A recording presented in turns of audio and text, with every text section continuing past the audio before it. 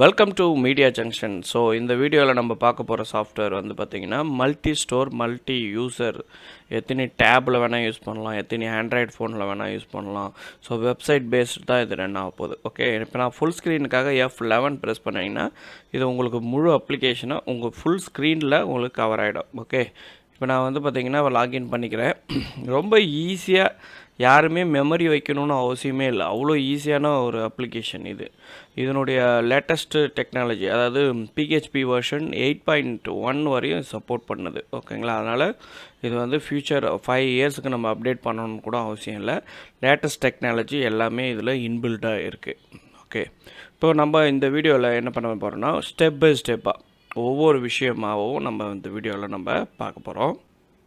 Okay, இப்போ screen வந்து பார்த்திங்கன்னா உங்களுக்கு டோட்டலாக வந்து எவ்வளோ இன்வாய்ஸ் போயிருக்கு, டோட்டல் கஸ்டமர் எவ்வளோ, டோட்டல் சப்ளையர் எவ்வளோ, ஓகே, டோட்டல் ப்ராடக்ட்டு எவ்வளோ, எத்தனை ப்ராடக்ட் இருக்குது அப்படின்றது எல்லாமே வரும்.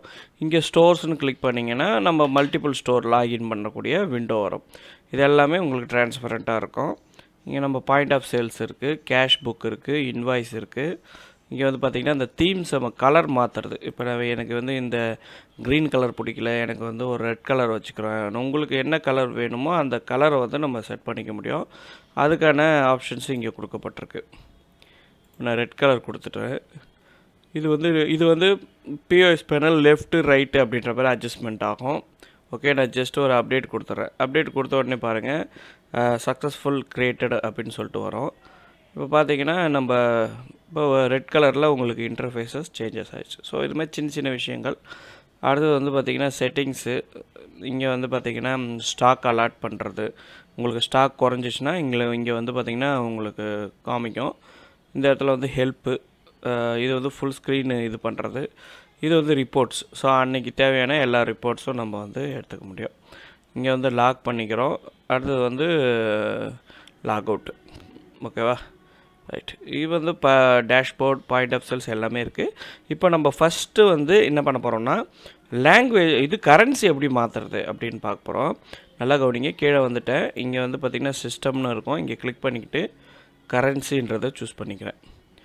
இப்போ நம்ம வந்து ரீட்டைல் விண்டோவில் வந்து பார்த்திங்கன்னா இப்போ நான் அதையும் காமிக்கிறேன். ஸோ நான் சேஞ்ச் பண்ணியும் உங்களுக்கு காமிக்கிறேன். ஓகே, புதுசாக ஒரு கரன்சி நீங்கள் ஆட் பண்ணுறதுனாலும் பண்ணிக்கலாம். இங்கே வந்து நியூ கரன்சி அப்படின்னு சொல்லிட்டு இருக்கும்.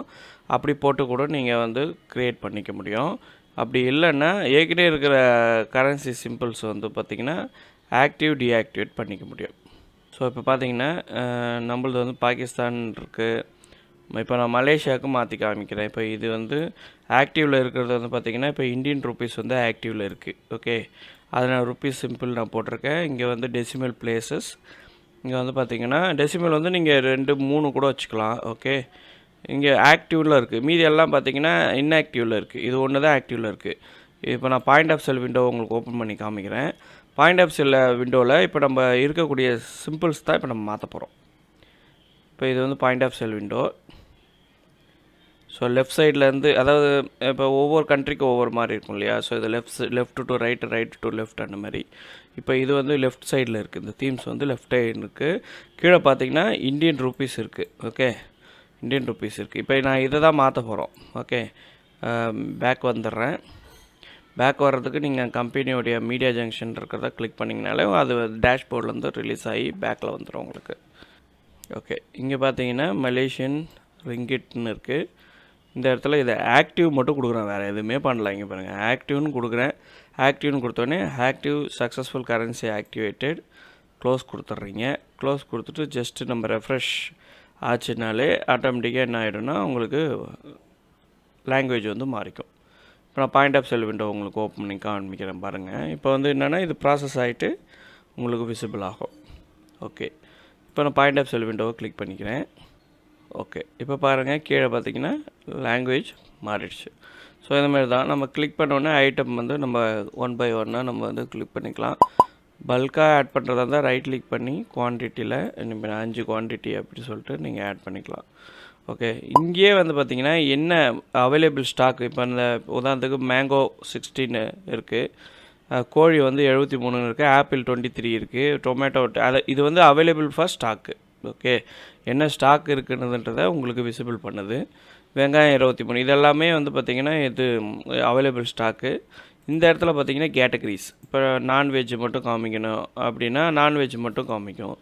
இல்லை வந்து பிரிண்டரு வெஜிடபிள்ஸ் மட்டும் காமிக்கணுன்னா வெஜிடபிள்ஸ் மட்டும் உங்களுக்கு விசிபிள் ஆகும்.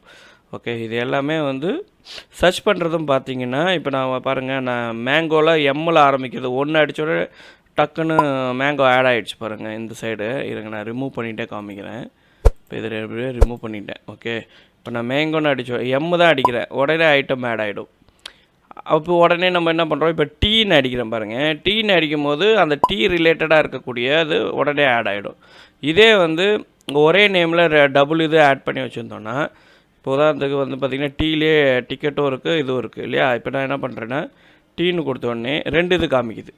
முன்னாடி நம்ம அந்த கேட்டகரி செலக்ட் பண்ணதுனால அந்த கேட்டகரியில் எது ஃபஸ்ட்டு லெட்டர் இருக்கோ அதை பிக் பண்ணிச்சு. ஆனால் மொத்த கேட்டகரின்னு பார்க்கும்போது நம்ம டீன்னு அடிச்சோன்னா 2 ஆப்ஷன் காமிக்குது பாருங்கள், டொமேட்டோவா டிக்கெட்டா அப்படின்னு சொல்லிட்டு. ஓகே, அப்படின்னா அதை கிளிக் பண்ணால் அந்த டிக்கெட் பண்ணி கிளிக் பண்ணிக்கலாம். ஸோ இங்கே டிஸ்கவுண்ட் ஆப்ஷன் வந்து ரொம்ப சிம்பிளுங்க. இப்போ தான் அதுக்கு 10 ரூபா டிஸ்கவுண்ட்னா 10 ரூபா மைனஸ் ஆகும். அதே நீங்கள் அது பக்கத்தில் ஒரு பர்சன்டேஜை போட்டிங்கன்னா பர்சன்டேஜில் மைனஸ் ஆகும். ஓகே, இங்கே வந்து டிஸ்கவுண்ட்டு பர்சன்டேஜில் போட்டலாம்.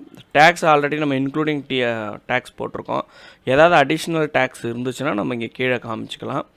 அதேமாரி ஷிப்பிங் சார்ஜஸ், அதர் சார்ஜஸ், இப்போ பேக்கிங் சார்ஜஸ் இருக்குது ஒரு 10 ரூபா பேக்கிங் சார்ஜஸ், ஷிப்பிங் சார்ஜஸ் ஒரு 20 ருபீஸ் அப்படின்னு போட்டிங்கன்னா அது ப்ரைஸில் ஆட் ஆகிக்கும். ஓகே, இது வந்து ஹோல்டு பண்ணுற ஆப்ஷனும் இருக்குது, பே நவ் ஆப்ஷனும் இருக்குது. ஓகே, கஸ்டமரை செலக்ட் பண்ணி பில் பண்ணலாம். கஸ்டமரை நீங்கள் வந்து செலக்ட் பண்ணி இப்போ நான் இந்த கஸ்டமரை செலக்ட் பண்ணிக்கிறேன். இங்கே பார்த்தீங்கன்னா டியூ காமிக்குது, அதாவது இந்த கஸ்டமருக்கு டியூ இருக்குதுன்னு அர்த்தம். டியூ பேமெண்ட் ஏற்கனவே ப்ரீவியஸ் பேமெண்ட் இருக்குதுன்னு அர்த்தம். இப்போ நான் பே நவ்னு கொடுக்குறேன். பே நவ் கொடுத்த உடனே உங்களுக்கு வந்து பார்த்திங்கன்னா so cash on delivery, GPay, cash assure பண்ணிவிட்டு full payment. Okay, full payment கொடுத்தோடனே ஃபுல் பேமெண்ட் வந்து ஆக்செப்ட் ஆகுது. ஓகே கொடுத்தோடனே உங்களுக்கு பிரிண்ட்டு ஃபார்மேட் வரும். பிரிண்ட் ஃபார் எக்ஸாம்பிள் எனக்கு இங்கே வந்து டிஸ்கவுண்ட் வேணாம், ஷிப்பிங் சார்ஜஸ் டீட்டெயில்ஸ் வேணாம், அதர் சார்ஜஸ் டீட்டெயில்ஸ் வேணாம், ப்ரீவியஸ் அதாவது டியூ எல்லாம் வேணான்னா எடுத்து விட்டுடலாம்.